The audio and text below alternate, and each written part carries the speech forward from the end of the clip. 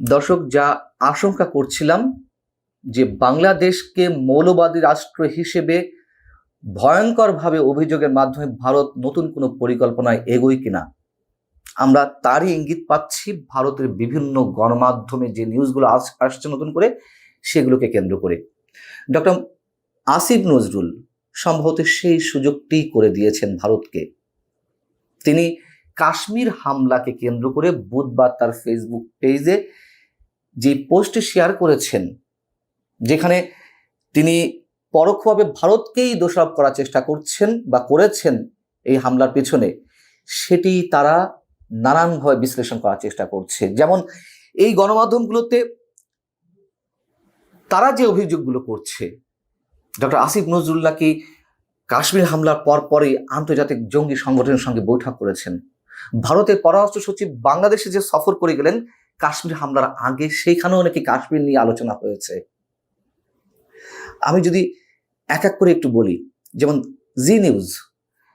জি news বলছে যে যেখানে কাশ্মীর হামলার জন্য ভারত সরাসরি পাকিস্তানি মদতপুষ্ট গোষ্ঠী জঙ্গি সংগঠন দ্য রেজিস্ট্যান্স ফ্রন্টকে দায়ী করছে, সেখানে বাংলাদেশের অন্তর্বর্তী সরকারের আইন উপদেষ্টা খুব কৌশল করে এর জন্য ভারত সরকারের প্রতি আঙুল তুললেন।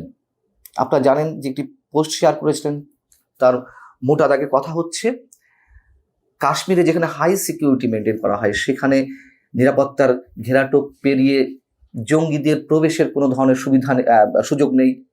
বেছে বেছে হিন্দু দেখে আক্রমণ করার অর্থ হচ্ছে এটি বিশাল একটি প্ল্যানিং, এবং এর পেছনে ভারতের শীর্ষ পর্যায়ের কর্মকর্তারা ছাড়া এটি করার সুযোগ নেই, ইত্যাদি ইত্যাদি।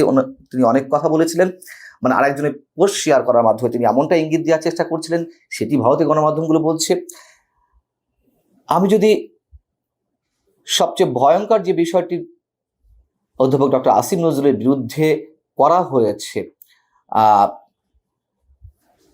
একটি গণমাধ্যম বলছে বাংলাদেশের অন্তর্বর্তীকালীন সরকারের আইন উপদেষ্টা ডক্টর আসিফ নজরুল পহেলগাম হত্যাকাণ্ডের কয়েক ঘন্টা পরেই লস্কর-ই তৈয়বার একজন শীর্ষস্থানীয় সদস্যের সাথে দেখা করেছেন বলে অভিযোগ পাওয়া গেছে।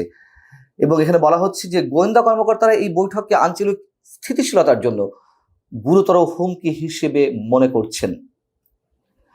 এই ছবিটি দর্শক আপনারা স্ক্রিনে দেখতে পাচ্ছেন, যে এই ছবিটি এডিটেড কিনা আমরা জানি না। যেখানে আসিফ নজরুলের পাশে আরো কয়েকজন ব্যক্তি দাঁড়িয়ে আছেন, লস্কর-ই তৈয়বার সত্যি কোনো সদস্য দাঁড়িয়ে আছেন কিনা আমরা জানি না, তবে অভিযোগটি করা হয়েছে। দ্য প্রিন্ট, ভারতের অন্যতম গণমাধ্যম, তারা বলছে যে ভারতের সাথে সম্পর্কের টানাপোড়েনের মধ্যে ঘন্টা পর ঘন্টা নীরবতা পালনের পর পহেলগাম সন্ত্রাসী হামলার নিন্দা জানিয়েছে বাংলাদেশ। তবে বাংলাদেশের আইন উপদেষ্টার একটি ফেসবুক পেজ থেকে একটি বিষয়টি আরো জটিল করে তোলা হয়েছে। হত্যাকাণ্ডের নিন্দা তিনি ঠিকই জানিয়েছেন, তবে ভারতীয় নিরাপত্তা সংস্থার ঘটনার বর্ণনার উপরে তিনি সন্দেহ প্রকাশ করেছেন। তিনি বলতে চেয়েছেন যে আসলে এর পিছনে ভারত সরকারই দায়ী। আমরা এও দেখতে পাচ্ছি যে দ্য প্রিন্টে একথাও বলা হয়েছে, কদিন আগে পাকিস্তানের পররাষ্ট্র সচিব আমিনা বালুচ এলেন।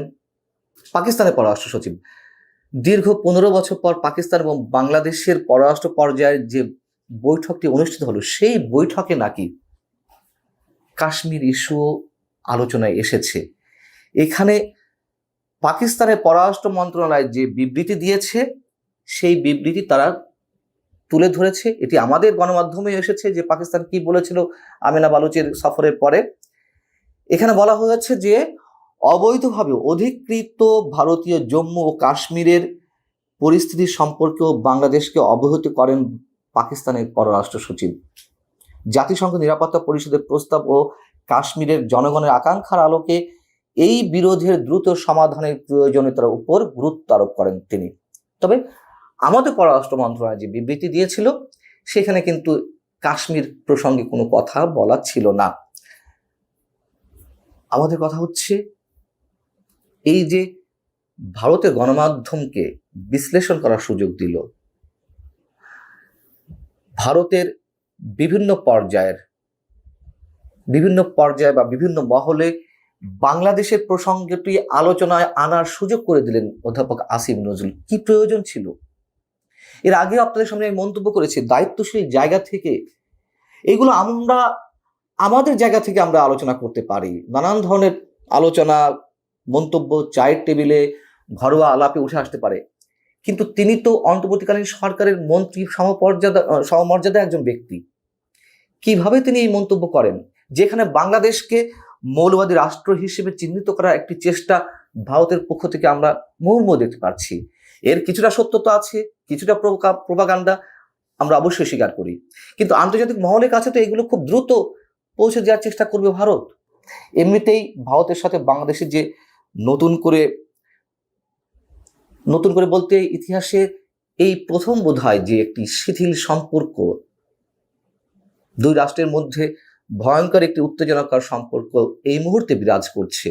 পক্ষান্তরে পাকিস্তানের সঙ্গে আমাদের যে একটি উষ্ণ সম্পর্ক তৈরি করার প্রাণান্তকর চেষ্টা, সবকিছুকে কেন্দ্র করে ভারত তো এই ধরনের অস্ত্র খোঁজার চেষ্টায় রয়েছে, এবং সেই অস্ত্রটি ডক্টর আসিফ নজরুল তুলে দিয়েছেন অজ্ঞানে কিংবা সজ্ঞানে। কিন্তু এটি যে আমাদের জন্য কতটা বিপদ ডেকে নিয়ে আসতে পারে, ডক্টর আসিফ নজরুলের মতন বিজ্ঞজনেরা বুঝতে পারছেন কিনা আমরা জানি না, অথবা তারা কাদেরকে খুশি করার জন্য এই ধরনের মন্তব্য করছেন আমরা সেটাও ঠিক নিশ্চিত হতে পারছি না। অনুমান আমরা করতে পারি। তবে আবারও বলি, লস্করে তয়বার যে ছবিটি প্রকাশ করেছে ভারতের কোনো গণমাধ্যম, এটি খুবই সিগনিফিকেন্ট। আমি আগেই বলেছি এটি এডিটেড কিনা আমি জানি না। আপনাদের নিশ্চয় মনে আছে লস্করে তয়বাকে অভিযুক্ত করা হয় 2006 সালে যে ভয়ঙ্কর মুম্বাই অ্যাটাক হয়েছিল, যেখানে 209 জন মানুষ মারা গিয়েছিলেন, যার মধ্যে 22 জন ছিলেন বিদেশি। সেই লস্করে তয়বাকে কেন্দ্র করে এখন বাংলাদেশকে নতুন করে পরিচয় করিয়ে দেওয়ার একটি চেষ্টা করা হচ্ছে।